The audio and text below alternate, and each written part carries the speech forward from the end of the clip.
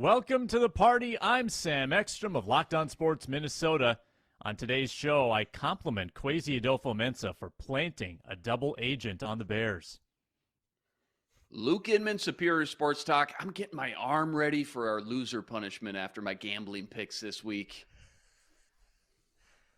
Hey, this is Arif Hasan with Pro Football Network. I am angry at Kirk for not extending his completion streak. I'm Luke Braun of Locked On Vikings. You guys are not splitting your bets? You guys aren't losing or aren't winning bets? Gambling foibles and another precarious Vikings win, all coming up on the Minnesota Football Party. Locked On Sports Minnesota Podcasts. It's endless Minnesota Vikings talk with the diverse voices of your local experts. It's time for the Minnesota Football Party. It's your guys hanging out talking next-level Vikings football. Plus the biggest names in Minnesota football for the Minnesota Football Party. And it starts now.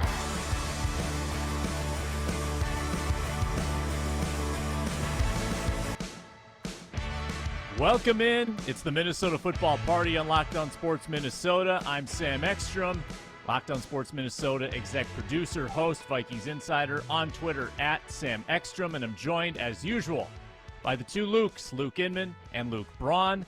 Luke Inman of Superior Sports Talk, Luke Braun of Locked On Vikings and the Locked On Vikings postcast after every game, and Arif Hasan of Pro Football Network. He's at Arif Hasan NFL, so you can chirp at him.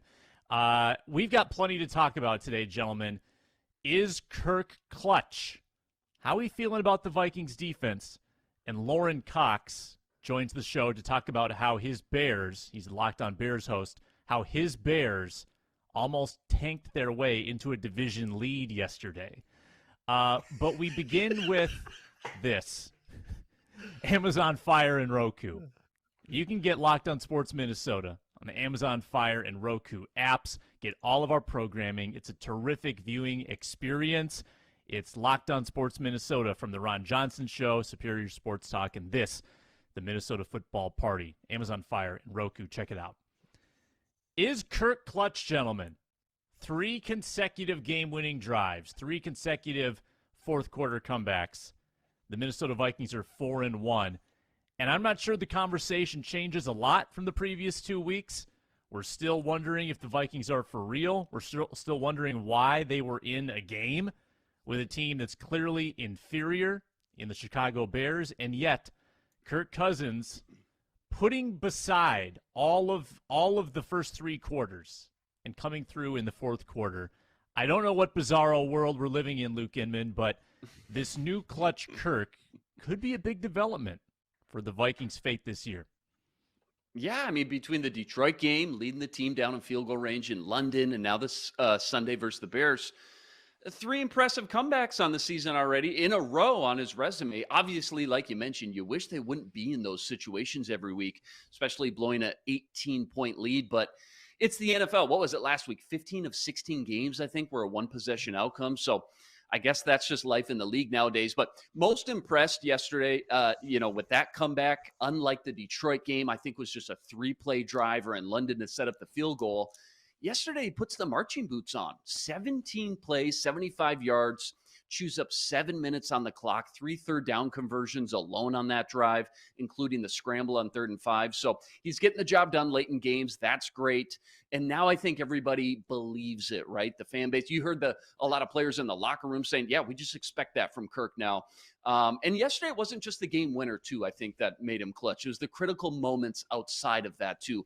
Offense was 12 of 15 on 3rd down. They cashed in on all 4 red zone trips with 4 touchdowns. That was huge. That was something that we really nitpicked on through the first 4 games, not punching the ball in once they got down in the red zone. So I think it's those little things, too, that help make up the perception that a quarterback is clutch. And Kirk did those things really well, specifically in yesterday's performance.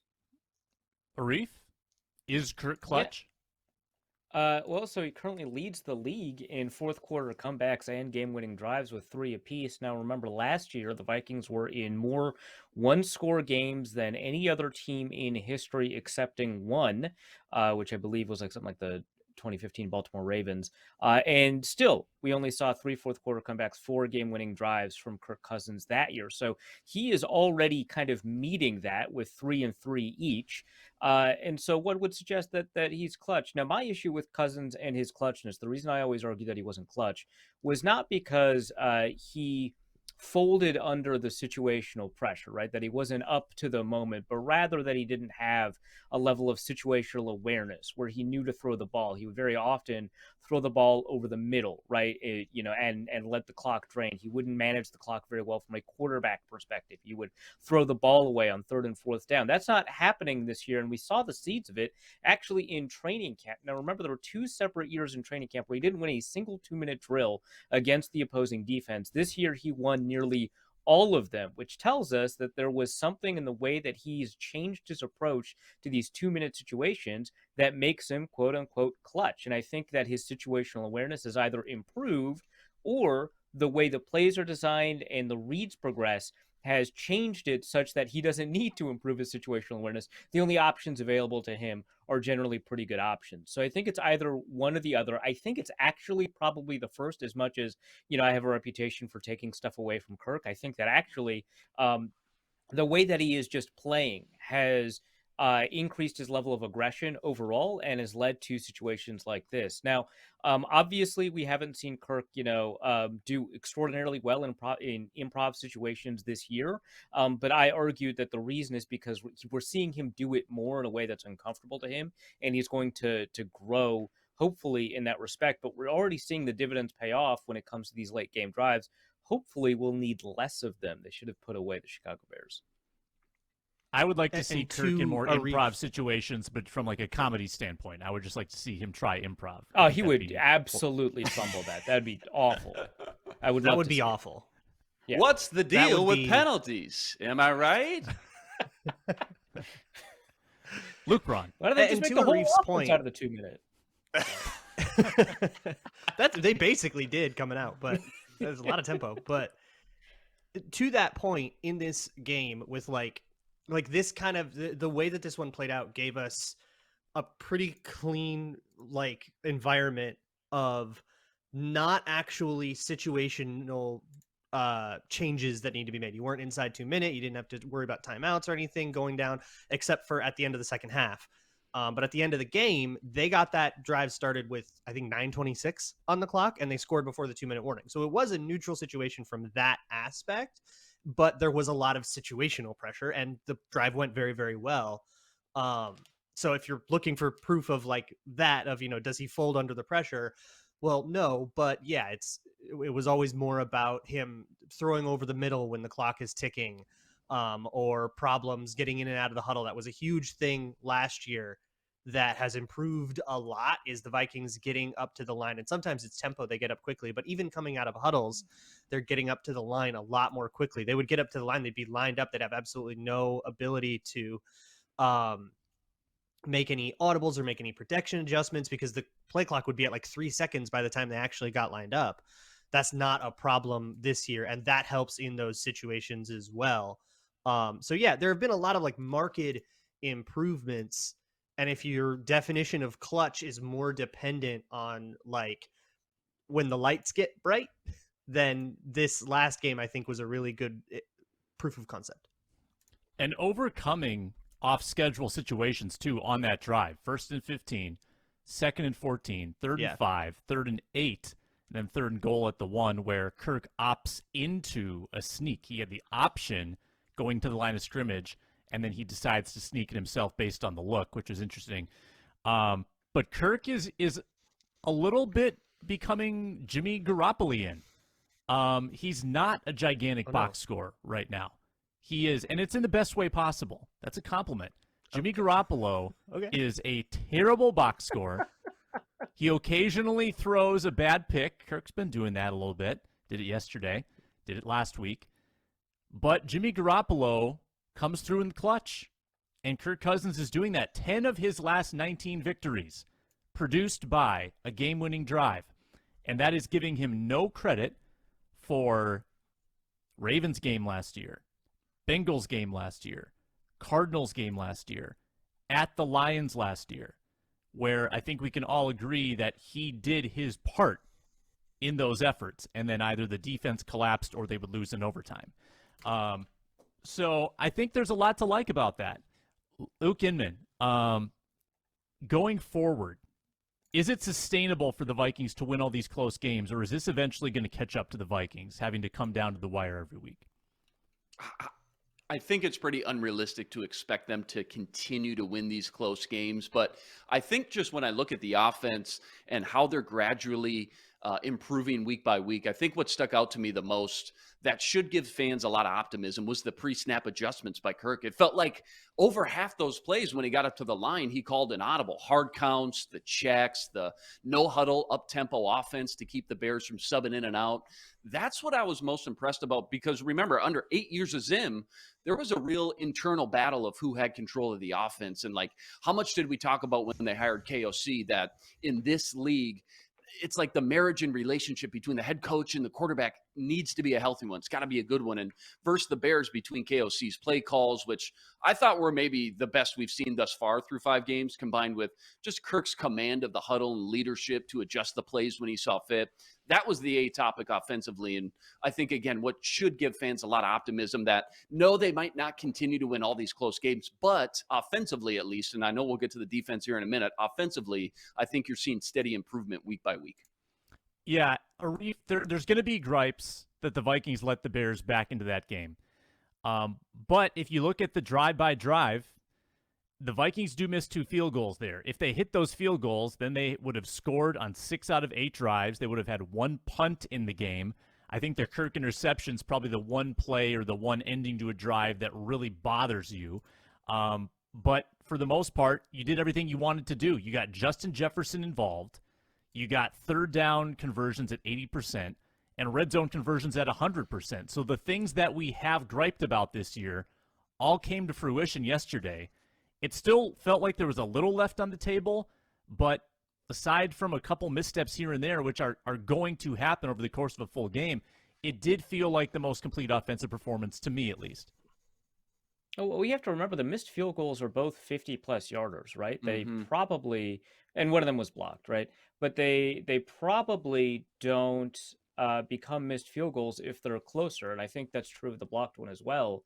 Because but one of them is but that's a 2-minute drill, though. I mean, were they going to get much farther on that drive? Was the 2-minute drill the 15-yard drive? No, it was the 40-yard drive. No, but I mean, Cousins throws to the sideline, maybe.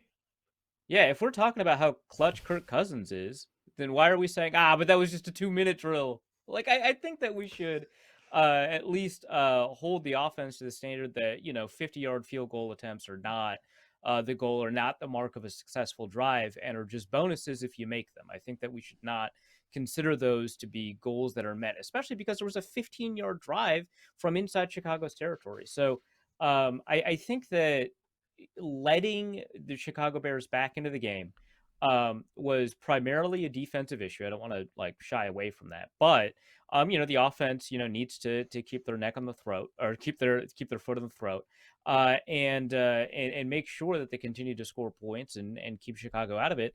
And missed field goals are unfortunate, but if we're talking about a missed 42-yard field goal, yeah, I'm on your side. I'm saying the offense did mostly what it could, and sometimes you can't win every rep in the red zone and all that. But a missed 54-yard field goal, that's on the offense for setting up a field goal that's relatively difficult to get. So yeah, in some sense, there is maybe 20-25% of the blame on allowing Chicago back in based off of not being able to string together consecutive scoring drives. But I don't want to say, hey, they just missed some field goals. Not all field goals are the same. I do think the offense, it just needs to be acknowledged. The offense probably had its best game of the year, and on only 8 possessions, even with the missed field goals counting as failed drives, that's still 29 points in 8 possessions is still a really good output. And you're going to go into the, if you're in the Vikings, you're going to go into the room, and of course they're going to look at ways that they could have improved. How could we have gotten closer? How could we have, not ended up in 3rd and 10, which is how that drive stalled. But I think they deserve to pat themselves on the back for their entire day, as a whole, starting out as hot as they did. And then that 17 play drive at the end, getting the 2-point conversion at the end as well, 29 points. That's awesome. the defense needs to do soul searching. They need to do ayahuasca in the desert, because that's they're a problem.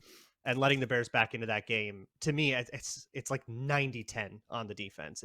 That was awful. Yeah. Well, they actually stopped a decent Bears rushing attack to the point where the Bears threw the ball. And if you're a Vikings fan, you're saying, that's great. That's exactly what we wanted to do, make Justin Fields throw.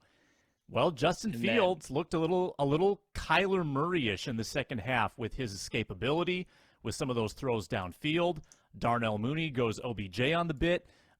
Luke Inman, the defensive effort in the second half, it all kind of seems to end at the same point. They've given up 24, 24, 25, 22, but it always feels like they played worse than that. In the second half, once again, they bend, don't totally break, and that just seems to be who they are right now.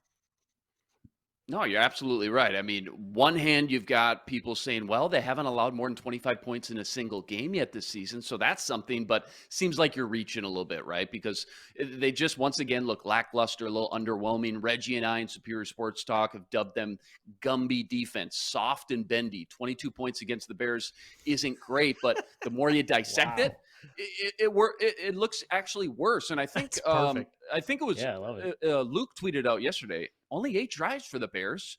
They scored on 5 of them. And they only stopped the Bears once, and that was in the second half. So I think the A topic, going into this week, Sam, is going to be, yes, Vikes are 4-1, top of the division. That's great. But they haven't won a game convincingly, and the defense just really feels like a major work in progress that I don't think a lot of people should be confident they can hold up against a playoff caliber team, much like that only real litmus test against Philly that we saw, and they just absolutely got dismantled. And we'll get into it, I'm sure, this week about Ed Donatel, the scheme, the play calls, the personnel, but I know we're all kind of griping on him, kind of cherry picking that 3rd and long, one of the worst offensive lines in the league, and you're dropping back guys like Danielle Hunter and Wanham and even Za'Darius Smith at times in coverage. Cole Kmet beats you for a big gain for a first down. So it's the little things that are frustrating. Good news is I still think it's correctable. But again, this is on Ed Donatel. How quickly can he do that? I'm just not sure. Through 5 weeks, we just haven't seen much improvement at all. Luke Braun, you've ranted about this on the postcast already, dropping Danielle Hunter in coverage. But I think the bigger issue here is the Danielle Hunter disappearance. And I said this 2 weeks ago. I said, hey, Arif, where's Danielle Hunter? I saw a missing poster for him. And Arif said, no, he was actually pretty good, and PFF supported that. Well, through 5 games now, he's got 10 pressures. He is 42 of 59 in pressures. I think he's 32nd overall because he's done some good stuff in the run game. His sack yesterday was DJ Wanham-esque. I'm not going to give him tremendous credit for it.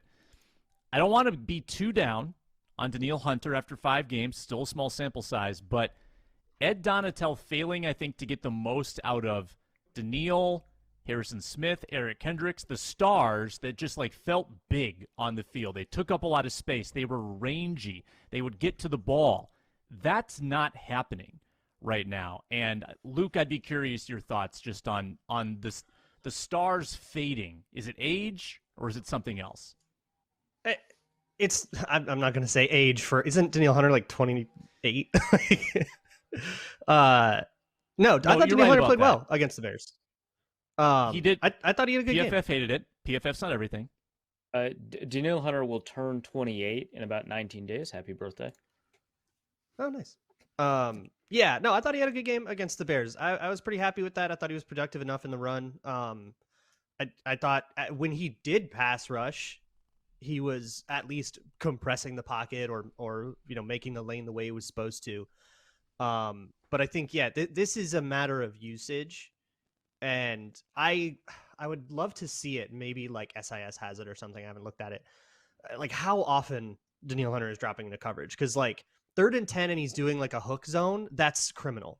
I will never get over that. I'm going to complain. I'm going to be so annoying about that. That's disgusting. He has 7 coverage snaps this season. It's not that much. Okay, then that was just a really bad time to bust that out. He just Donatel outthinking himself. It's much more times. Criminal. It's okay. It's more Za'Darius Smith, which I also disagree with. But why is Za'Darius Smith getting pressure though, and Danielle Hunter's not? Is no one putting this on Danielle that Danielle might actually be struggling? Well, I don't know. I will say just real Tries to quick. look at the tape. We all have an answer. I would not be surprised to see the Bears treat it the same way the Saints treated it. The Saints gave him a lot of chips and a lot of attention. I wouldn't be surprised to see I just want to throw this out there and see how you guys feel, because Donatel was asked this last week and he said, listen, this is normal for guys going from a 4-3 to a 3-4. And again, this is all he's ever known under Zimmer. The first month, maybe 6 weeks, maybe 8 weeks, this is normal. This is what it looks like. Somebody replied to that presser from the Vikings account and said, hey, I did some digging. Jason Taylor, when Miami went from a 3-4 to a 4-3, his first month, very similar. And then he still ended up with something like 14, 15 sacks. So I'm not comparing apples to apples, but I am saying this is what Donatel said. This is what it was supposed to look like. What do you guys think about that? I think part of it's a 2-point stance too, right? I think, there's a couple of nuances there. So first, I'll say, I actually do think Hunter has had 3 good games this year out of 5 against Green Bay, against the Saints, and the Detroit game where PFF backed me up. I actually don't think the Bears game was bad. I just don't think it was very good. And the expectation is that he's very good, right? And so that's kind of the context of the discussion we're having. I think that he is a much better player than a lot of players available, even given this level of performance. But I think the thing with the switch to the 3-4 to the 4-3, this is something that we underplayed when it came to Unique Ngakoue coming to the Vikings, switching from a 3-4 to a 4-3, and then having him stand up a little bit to be a little bit comfortable. It's something that I think it's easy to over or under discuss. I think it's very difficult to kind of get a good sense of how much it matters. And it'd be kind of interesting to kind of take a look at historically what that looks like. But there are 2 elements here. One, Luke identified in his thread, which was, the discussion about kind of what his responsibilities are on a particular play and having to read from his position from a 2-point stance, having his eyes up and what he needs to do with his eyes. And then for me, I think more importantly, it's which lead leg he's rushing with and how that changes his entire pass rush approach. One reason that Micah Parsons, for example, is such a good edge rusher is that he actually rushes with a different lead leg than most 4-3 defensive ends. And offensive tackles are really unused to how this changes the timing. And so he's been able to get pretty far upfield while offensive tackles are still trying to figure out kind of what he's going to do with his hands.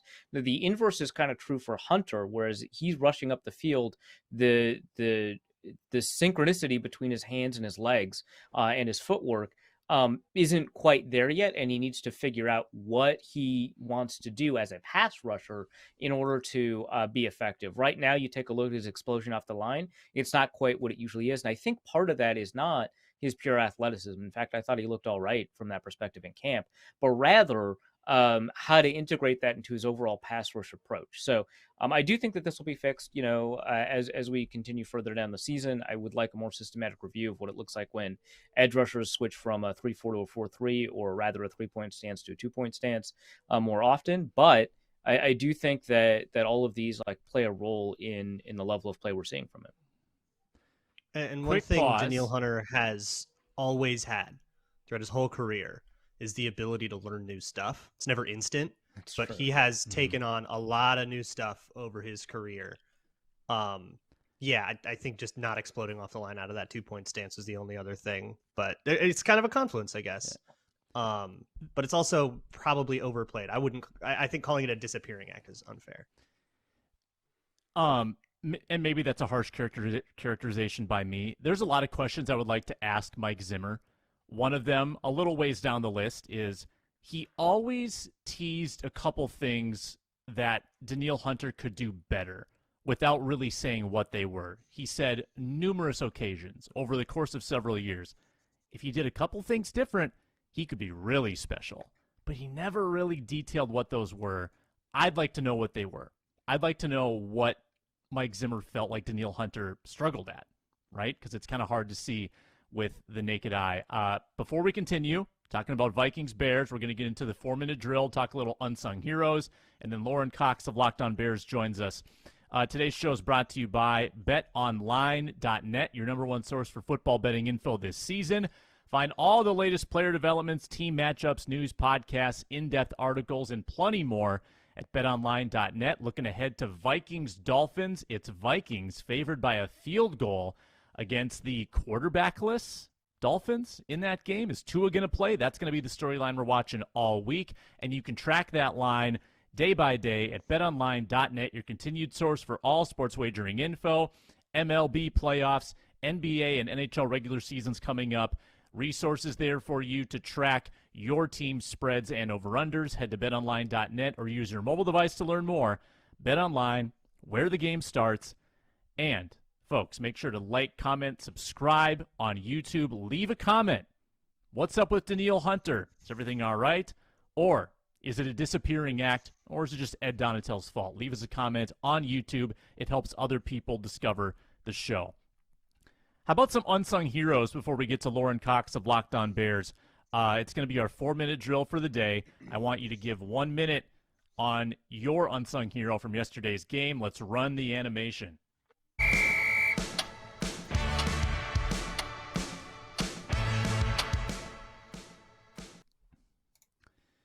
Let's mix it up. Let's start with Arif for this one. Arif, your unsung hero from Vikings and Bears. 1 minute going on the clock.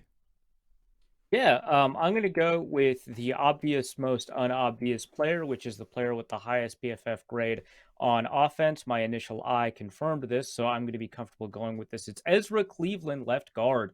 Now, I do think that Christian Darrisaw was a better player who had a better game, who ended up with a worse grade, but everyone loves Darrisaw. Everyone's talking about how good Darrisaw is playing. Ezra Cleveland did I think, a remarkable job in terms of not just, pass protection, didn't give up any pressure. That was more Ed Ingram's bag, but rather his ability to get in on reach blocks, some of the most difficult blocks in the game, the ability to reach across multiple gaps, seal off a nose tackle and set up a run for Dalvin Cook, or occasionally a Kirk Cousins scramble, and create new space in the running game that often we haven't been seeing at all this year. I think that ability plus his pass protection ability really enabled the Vikings to put some points on the board and really helped, especially in the 2-minute drill, set up the game-winning drive. Left a couple seconds on the table there, Arif. That's okay. Luke Braun. You can steal him. And you know what? Sam will. I'm going to go with Irv Smith. Irv Smith hasn't gotten a ton of press, and he got a ton of hate after that drop against Philly and then another failed completion against Detroit. How about that hands catch on a 1st and 15 on that final drive and converting one of those third downs? Key block on Duo on one of the touchdowns, one of the Dalvin Cook touchdowns. Just a really good game in a lot of different areas for a player we were concerned about a couple weeks ago. I thought that was a big moment for him, even though it's not going to be the most visible. He's not the one showing up on the stat sheet as much, even though, he did for those couple of catches. A big moment for him when not that long ago we were arguing over whether or not Johnny Munt was better. Sam, you can take the rest of my time. Well, I'll just tack on to Irv Smith. I don't know if you said this. Huge block on the Jalen Reagor touchdown. Like, Jalen Reagor sure. That might be the one I'm thinking about. Roquan Smith set a really strong edge, but then didn't touch him, and he had a cutback lane because of an Irv Smith block. So I like that one. I was also going to go with the sort of tertiary offensive lineman not named Christian Darrisaw, who's just mauling people right now. Robert Quinn, poor guy. Incredible. We'll have to ask Lorin Cox about that. But I was going to go with Garrett Bradbury. Garrett Bradbury is the number 10 center in football right now. He is the number 6 pass blocking center in football, perhaps even more remarkably. He had a pass blocking grade over 80 yesterday. And just in general, this offensive line is balling right now on PFF. Darrisaw, number 2 tackle. O'Neal, number 13 tackle. Bradbury, number 10 center. Cleveland, number 11 guard. Ed Ingram would be the supposed weak link, but even he isn't playing down to the level of an Udo or a Dozier from years past. So that's a pretty wild improvement, and the Vikings only allowed 6 pressures on the whole yesterday. And when you don't have Akeem Hicks bearing down on you, life's good if you're Garrett Bradbury. So Bradbury is my unsung hero from yesterday. Luke Inman, how about you? Is there anybody left? Cam Dantzler, 8 tackles, shut down that huge 2-point conversion late in the game. Unsung and then, of course, hero Cam Dantzler? I don't know about that. Hold on. Hold your horses there, bud. Buckle up. Okay. Then, of course, game winner, seals it, strip on ISM. But I'm going to go with KOC. I thought the play calling was just a Hey, there we go. masterclass and the best we've seen through 5 games. Again, the pre-snap motion, I don't know what the percentage was, but it felt like it was nearly 50, 60% of those plays. Someone was moving around before the snap. Jefferson motioning to the backfield twice, soaking up a lot of attention for other guys to get open. Few trick plays in there, the JJ to Cook lateral for a big gain. I just thought he was firing on all cylinders yesterday. 12 of 13 from third down, like we mentioned. Critical moments of the game. Great balance between the run and the pass. 4 first down runs on first down for Dalvin, 3 of them in the second half.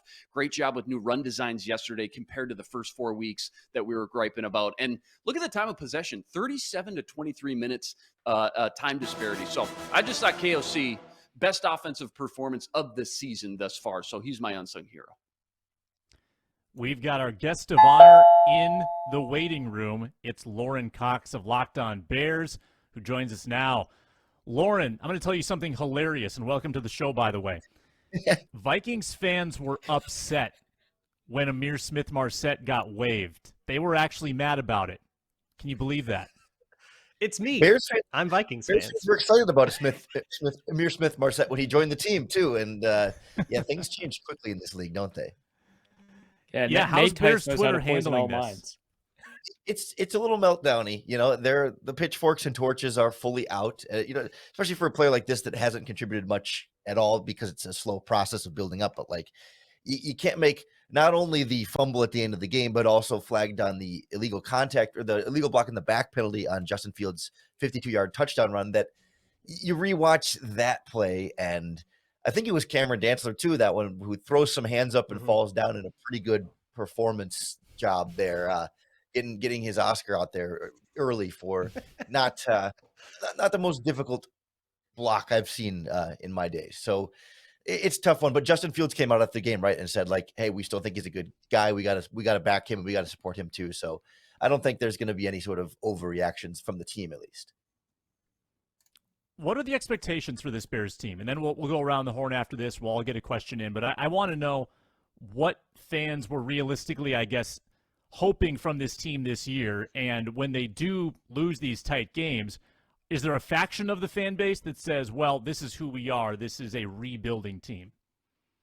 Yeah, I think for the most part, there's a realism about this not being a great Bears team. Like, I think the fan base is always going to be hopeful for somehow sneaking into the playoffs as a bottom of a wild card team, but I don't think there are too many people that were like super realistically hoping that was like going to be the case. Like, that's the expectation. Like, no one wants to admit that the expectation is, you know, at best 500, but likely sub 500 and almost certainly not a playoff team. And so it does make these losses, like, a bigger picture, not that difficult and not that heartbreaking.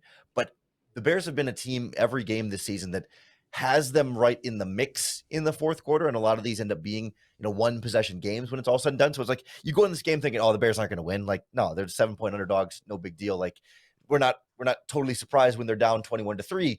But then when you take the lead in the fourth quarter, you get your hopes back up again. And the fan base is like, oh, maybe you could win this game. And then, you know, if you could beat the Vikings like this, and you could beat, you know, other teams like this, that maybe you could become a playoff team. And then, of course, the result kind of leaves you back where you started, where you're like, okay, yeah, never mind. Like, this is about where expectations actually were at the beginning, but you still allow yourself to get your hopes up each and every time.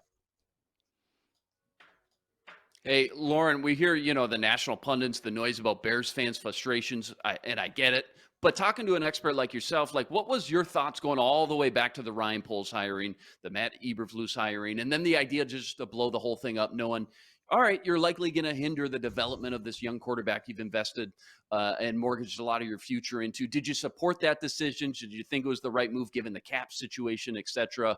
And I know it's early, but do you think it's on the right path? Like, do you see the vision knowing you've got a 2-3 year window now?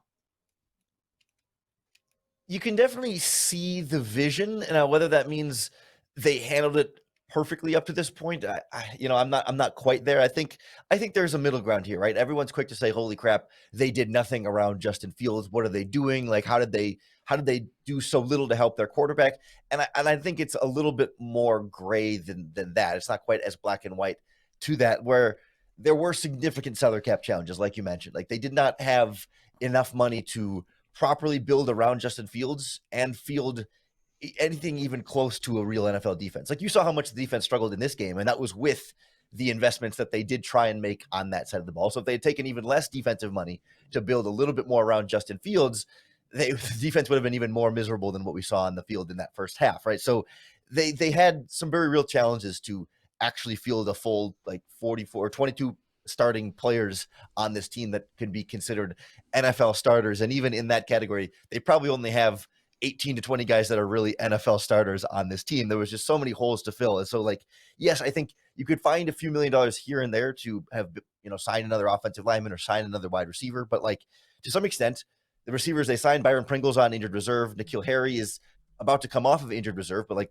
those guys are hurt and their offensive line signings haven't panned out. That they signed Riley Reif and Michael Schofield at the tackle and guard spots. They both lost to younger players that were already on the roster in competition. So like there were efforts to improve this team and make it a truly kind of open competition spot. And some of the guys haven't been available. Some of the guys haven't been as good as advertised. And you're always going to have those kinds of swings and misses, whether they had tried to do more at those positions or not. It's no guarantee that more additions would have been more, competent in that regard. And so you could point to like the draft picks or whatever being on defense. And yeah, there's always sort of wiggle room here and there. But overall, I don't hate the way they went about it because there was so much work to do. But obviously it doesn't feel as good on paper when it's not as clear of an emphasis on the quarterback. Mm-hmm.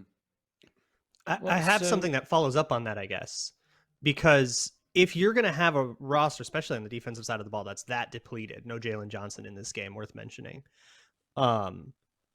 Why are you coming out in single high?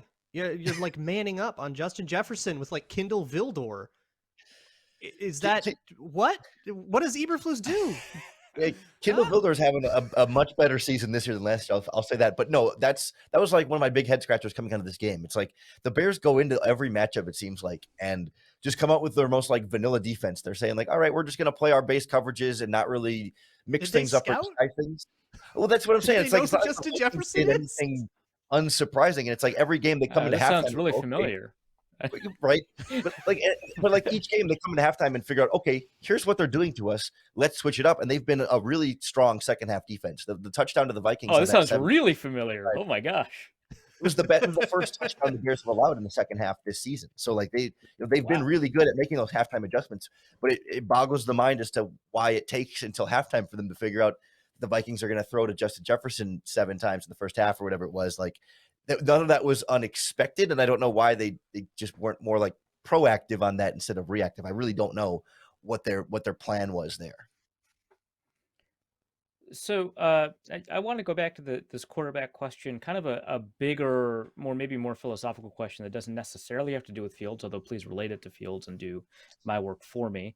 But at what point do you end up making a decision on Fields, right? Because traditionally speaking, after about 2 years, you kind of have a good idea of who the quarterback is. But we've got pretty good evidence on both sides, on both extremes, that that's not always the case. Josh Allen, you needed to wait until year 3. Josh Rosen, you needed to wait until never. You could have just gotten rid of him, I guess, right away. Which is with Justin Fields, he's had not an extraordinary number of starts under his belt. He might be traumatized in the way that we talk about like David Carr getting sacked 72 times. He might be broken forever. And maybe if he had potential, you might never reach it. I don't know. But like when do you make that choice? I know it's individualized to quarterbacks, but just kind of generally speaking, how do you approach that philosophically speaking? Yeah, I think functionally the Bears are sort of tied into making that decision more or less this offseason, because presumably they're going to lose a decent number of games this season, and that's going to leave them drafting at a minimum in the top 10 and potentially in the top 5. And so that's your time to make a quarterback change if you're going to, right? Whether it's Bryce Young or, heaven forbid, if they go Ohio State quarterbacks back-to-back at CJ Stroud or something like that, like it. Oh, that would yes. Be, yeah. Wow. Like, oh. Like that's the decision point, right? When you're picking maybe the top 5, you're either taking your quarterback of the future or you're investing a really high draft pick in building around Justin Fields with the idea that you won't be picking that high again in the future because of what you're building around the quarterback. So I think functionally that's where the decision will need to be made. Now, to me, it might be a little bit early to have to make that decision on Justin Fields. Ideally, you'd like that third year. Because to me, like you look around at the quarterbacks in the NFL right now, like we saw Tua Tagovailoa pre-injury now, like taking that step forward when they put really good receivers around him. And he's had some time now to sort of develop in the NFL. Or we're seeing Jalen Hurts in Philadelphia, right? Like they added some receivers around him. He's had a couple of years now to sort of build up his experience. And it feels like you need this combination of time and supporting cast that Justin Fields hasn't had certainly enough of either at this point. I don't know that 2 seasons will really be like 27 starts if he plays this whole season, and then a terrible supporting cast for 2 years. Like that doesn't feel like it's been enough to really fully evaluate Fields. So then, can you go into this draft and definitively say, no, we need to draft another quarterback because Fields is for sure bad? Probably not. But do you go into this and saying, yes, Fields is for sure our franchise quarterback who's going to be a difference maker that could put this team over the top and go to the Super Bowl someday? I don't know that we'll have an answer to that either. So it becomes a very difficult spot for Ryan Poles to be in. And I can't help but wonder, does a new GM who didn't draft Justin Fields, I have to think the temptation would be there to take a quarterback and get your guy at quarterback. But I think they really will be hyper analyzing everything we see for the rest of the season and what kind of progress he can make in a not ideal situation. So speaking of supporting cast, Lorin, who are some Bears on this roster that you see down the road being building blocks? Like 2025 Who are some Bears? comes around. Who are Name who are five. Name some Bears. Yeah, that's what I thought you were going after Yeah. there. Yeah. Can you name any players on this team? Yeah. So like,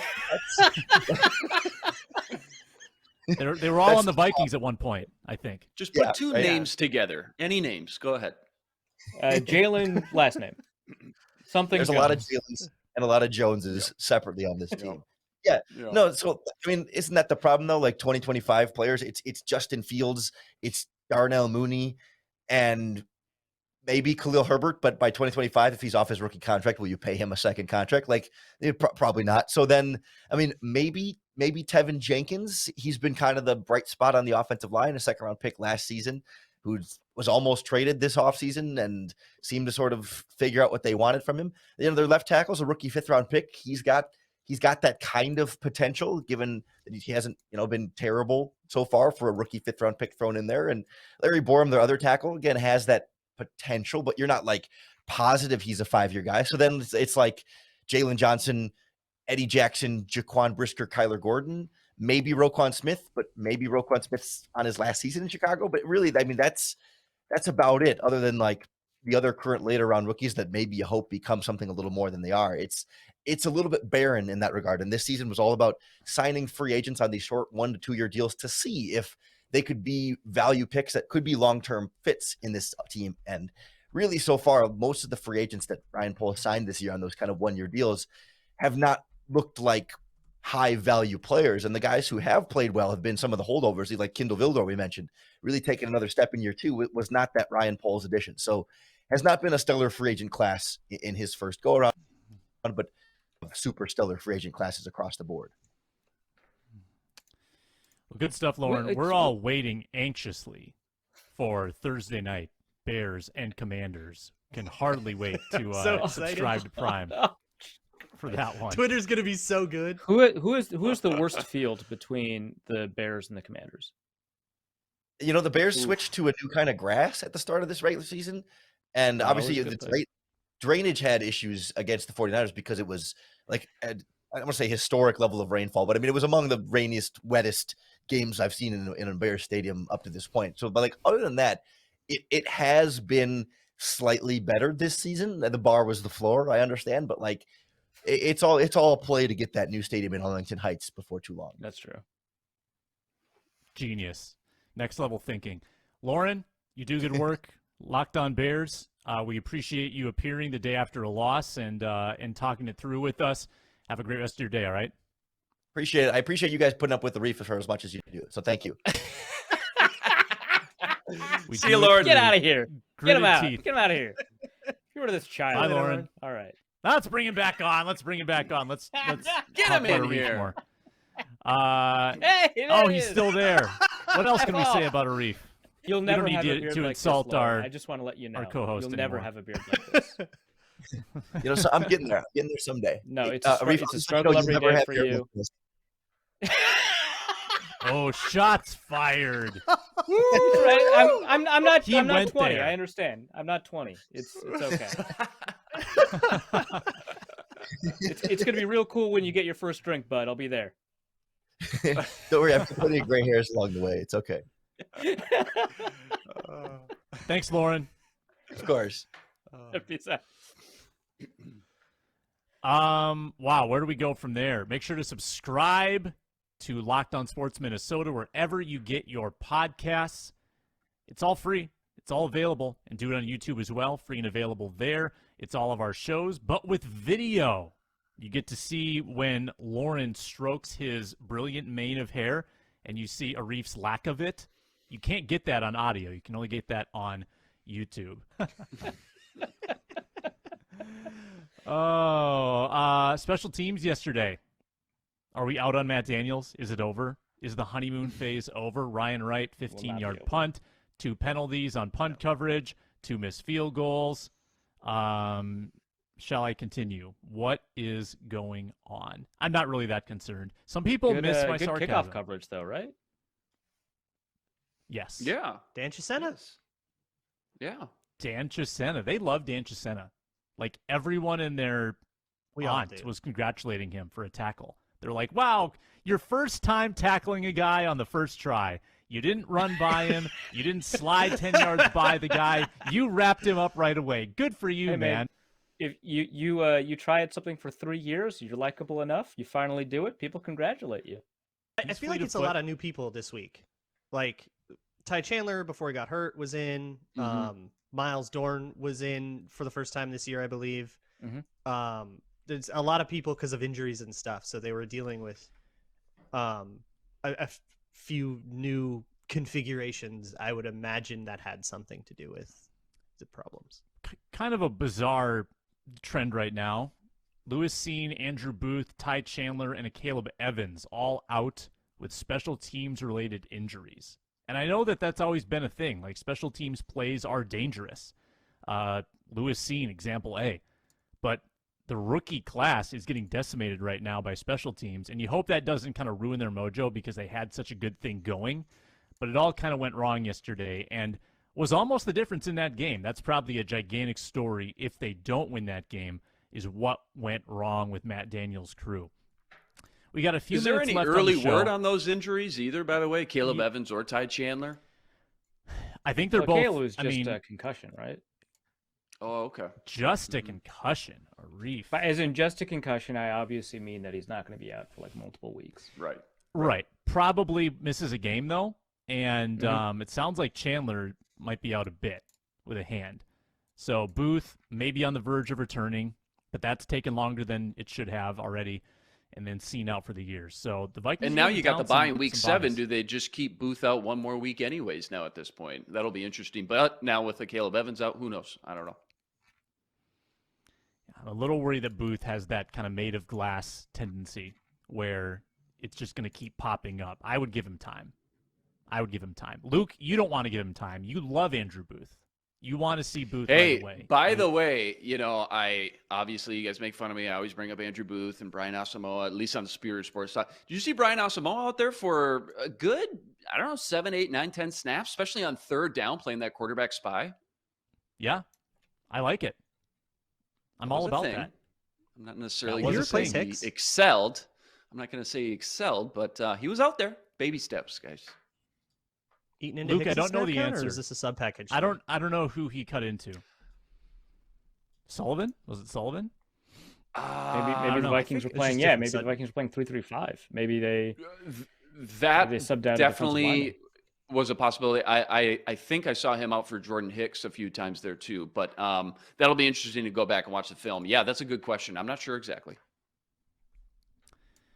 I think we haven't given Justin Jefferson enough coverage today. The Bears didn't give him enough coverage yesterday. 12 catches, 154 yards, did not have a touchdown. That got vultured by Dalvin Cook.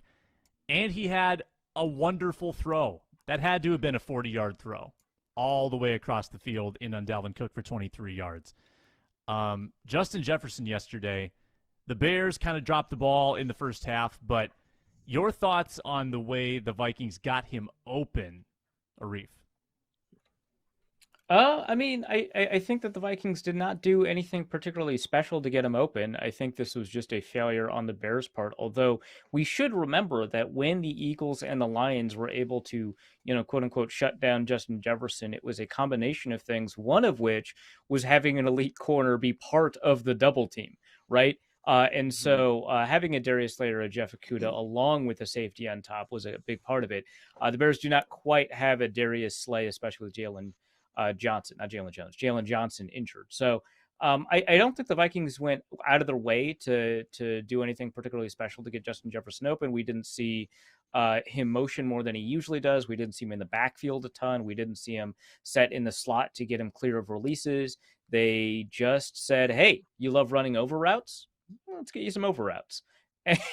and he was open, right? And the Bears didn't run like a cover 6, the 4 to the weak side, so that they could have the safety nail the override or anything interesting like that. They were just like, yeah, we're single high. We trust Kindle Vildor with our lives, evidently, and let's ride. Let's ride. Let's Yeah, ride. speaking of that they point, came out. the Dolphins may not have Xavier Howard next week either. He was out versus the Jets yesterday with a groin injury, so that's interesting to kind of keep tabs on for that too. Speaking of that, not to get too far away from Jefferson, but if Tua plays, what would you guess the line will be? Currently, Vikings -3. I would guess it's like a 6-point swing. Yeah, if Tua plays more. Yeah, I would say, I would say more. Miami by 3, Miami by 2, something like that. Yeah. For sure. Miami 3-2. I will say, Yeah, with Teddy and Skylar Thompson Yes. as one of the losses. Yeah. Okay. I will say they came out with a lot of tempo in those first 3 drives, those first 3 scoring drives. I don't even know, like they did it in huddle. Is true. Yes, and to get Kirk Cousins to the line with like 18 seconds left on the play clock so that he can plays, adjust protections, adjust things in the middle. Who knows how much of that pre-snap stuff, the broadcast talked about it a lot, but who knows how much of that was nonsense. Sometimes it's just playing charades. But I have a feeling a lot of it was getting to the line, adjusting things, dialing things up. And I think just getting to the line and seeing, oh my God, they're in single high. Is that a one-on-one look with Justin Jefferson? Okay, let's change to a rollout. Because a lot of those cans turned into play action plays. I have a feeling that those were stapled to runs, but I'm just guessing. But that my guess, and they'll never tell you, but my guess would be Kirk Cousins seeing single high one-on-one with Jalen Jones versus Justin Jefferson and going, let's check out of this run. And that's credit to both O'Connell for having all those options available and having that game plan, and also Kirk Cousins for executing it properly and just getting Justin Jefferson into a place where he can do what he does. I feel like he's gotten to the point where crediting him is boring because it's like, well, yeah, he just did what Justin Jefferson always does. Like the expectation is for him to destroy everyone. Yep, he did that again. Okay. 3 out of 5 games, Justin Jefferson with a massive imprint on the football game. I think the rumors of his demise were greatly exaggerated after week 3. So and he's on pace now to lead the NFL in receiving yards. Is that right? Something like over 18. Currently leading the NFL. Yeah. Jamar Chase is Despite getting shut down in hole. Cincinnati too. So big, we can't big impact gamble, on those guys. other 2 games as well, just not his own production. Yeah. We were really bad at gambling. Horrible. Oh, no. 1-7 as a group yesterday. Now, the only person who got one right was Luke Braun. And that means Luke Braun treads water, and he easily takes the lead. Arif loses 650. I lose 280. Oh, my God. Luke loses 400. Now, Arif, you're in the negative, and we established that there would be a punishment for that. So between now and Thursday, the Lukes and me will put our heads together. We will come up with your punishment, and it's like Jeopardy. Like, you're allowed to go in the negative, but you will be punished for it. So we'll have to talk about that. Is there anything off the table, Arif, that we are not allowed to do? I mean, because we're probably gonna come down pretty hard on you. Well, it's going to be on YouTube, right? You get one veto. What? It's going to be on YouTube, right? One veto. So it's I think what I'm that's saying is preferable. it's going to meet YouTube terms of service. So That's good. Yeah, it's a family show. To monetize, we do need to keep it appropriate. We need to keep it PG if we want to make money off of it, Arif, which is obviously the goal, is to exploit you for monetary gain. Right. So yes. No singing. No singing. Yeah. Okay. Okay. Sounds good. Probably getting so trouble yeah, with content ID on that anyways. With personal singing, probably not, but let's not test it. what about lip syncing? Now that's totally different. I guess it is. I guess I wouldn't be against lip syncing, but that would be Lip syncing is on the table if we choose to go that route. So we'll have our updated picks on Thursday for this next weekend of games. Vikings currently favored by 3 against Miami. We'll be watching that. Let's end the show with our party fouls. You know, I always try to snatch the easy one right out of the way. Falcons down by 6, 3 minutes, 3 seconds left to play. They stop the Bucks. Jarrett with a third down sack. And if you haven't seen it by now, you got to go watch it. But maybe the worst unnecessary roughness on the quarterback call that we've seen in quite a long time. Absolutely horrible. Short and sweet. I'm going to leave it at that. Go check it out if you haven't already seen it. It's a good one. How about the Vikings flea flicker check down yesterday? And it appeared to be a design check down to Johnny Munt, no less, for 2 yards. When you've got a flea flicker in the back of the playbook, you want to dial it up. I mean, why not? Why not burn that play To your best player. Yeah. What's design wrong check with that? down to Munt Cakes. I'm going to give it to Aaron Rodgers playing a hero. I think Aaron Rodgers lost the Packers that game, honestly. Coming out after getting this is something Justice Mosqueda has pointed out a bunch.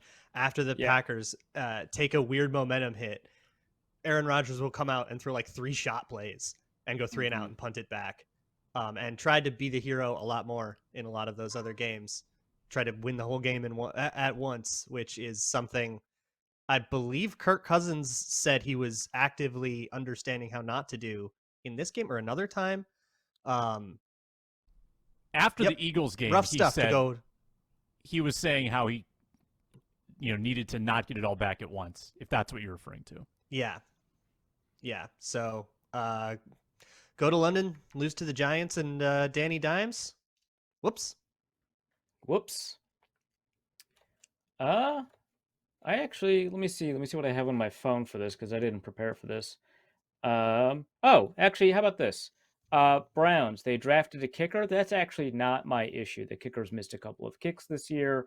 It really hurt me in one of the many Norse code leagues that punish you for extra points. But I'm not mad at Cade York. I am mad at the Browns, not because they drafted a kicker, although that is a bad move, but rather because they set up that kicker to fail. Their holder right now is Corey Bojorquez. He has been moved or cut from 3 different teams, despite being an excellent punter, for being a god-awful holder. The Packers have moved on from him. The Bills have moved on from him. The Panthers have moved on from him. I highly suspect that the Browns' issues with Cade York are not Cade York related, but are holder related, and they've already lost a couple, not just one, a couple of games because of this operational error. So no one's going to go with the not suitable for work Giants sideline video? Hey, that Darnay party Holmes. foul is on the person who took the video. The trainer is fine. Darnay Holmes That was is fine. It was a brilliant video with the angle and the angle was perfect. I will say that. The angle was perfect. And it was, if I'm going to be completely honest, it was flattering to Holmes. Absolutely. Just in terms of what we were able to see. But, I think that, if you've got a groin injury, you got to massage the groin. There's nothing wrong with it. This is all medical. And What's we should the all just be deal with adults about it. groins? Do we have a Blue Chew read for this part? We have a Blue Chew read. I thought somebody was going to go with Tyreek Hill for talking smack about not going to the Jets, and then he just gets absolutely stiff-armed into the ground by the defensive tackle on that scoop up on that strip sack. But that was a good one, too. You got to check that out, too. A plethora of party fouls from Week 5 in the NFL. The Vikings are 4-1. That was a fun show. Luke Inman of Superior Sports Talk, Arif Hasan of Pro Football Network, Luke Braun of Locked On Vikings, and the Locked On Vikings postcast. Check out our work. Check us out on Twitter. Get in our mentions. I'm Sam Ekstrom of Locked On Sports Minnesota and the Ron Johnson Show. We'll talk to Ron. We'll talk about the Dolphins game coming up this Thursday. I'm out. Luke Inman's in my chair on Thursday. I will be on a vacation with the family. So I'll send in my picks, I promise, and we'll talk about that Arif punishment. So for Luke, Arif, I'm Sam. Thanks for watching the Minnesota Football Party.